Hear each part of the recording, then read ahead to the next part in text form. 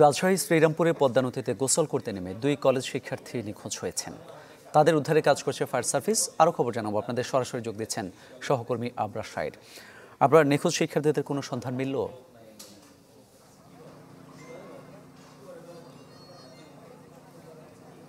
এখন পর্যন্ত সে ধরনের কোনো খবর নেই, তবে 11:30টার পর থেকে ফায়ার সার্ভিসের ডুবুরি দল এখানে কাজ করছে।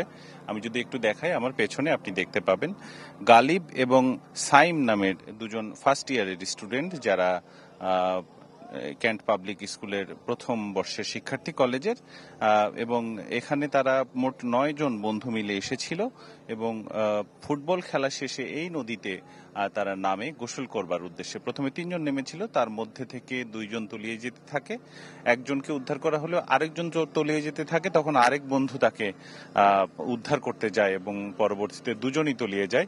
কিছুটা স্রোত আছে নদীতে, যার ফলে আসলে তাদেরকে খুঁজে পাওয়া মুশকিল হচ্ছে। ফায়ার সার্ভিসের উপপরিচালক যিনি এখানে রয়েছেন যে উদ্ধারকারী দলের সাথে এই টিমের, তিনি যেটি বলছেন যে এখন পর্যন্ত স্রোত থাকার ফলে কিছুটা বেগ পেতে হচ্ছে এবং নদীর তলদেশে অনেকগুলো খাল বিদ্যমান, ফলে আসলে তাদের দেহগুলো যে কোথায় আটকে রয়েছে সেটি আসলে তারা বুঝতে পারছেন না, ফলে উদ্ধার তৎপরতা চালাতে অসুবিধে হচ্ছে। তো আমরা প্রশ্ন করেছিলাম যে কতক্ষণ যাবতে উদ্ধার তৎপরতা চালানো হবে। তারা বলেছেন যে আজকে সন্ধে পর্যন্ত এটি চলবে এবং রাত পর্যন্ত না পাওয়া গেলে আগামীকাল সকালবেলা আবারও তাদের উদ্ধার তৎপরতা শুরু হবে।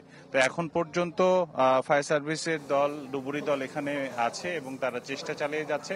তবে আত্মীয় স্বজন যারা আসছেন সকলেই বলছেন যে শিক্ষার্থীরা সাঁতার জানতো না, ফলে তারা নামবার সাথে সাথে কোনো না কোনো ভাবে তলিয়ে গেছে এবং এখানে নামতে না দেওয়ার জন্য প্রশাসন এরই মধ্যে তৎপরতা শুরু করেছে, যাতে এর পরবর্তীতে কোনো শিক্ষার্থী আর এসে এভাবে। জি, আবরার শাহেদ, আপনাকে ধন্যবাদ।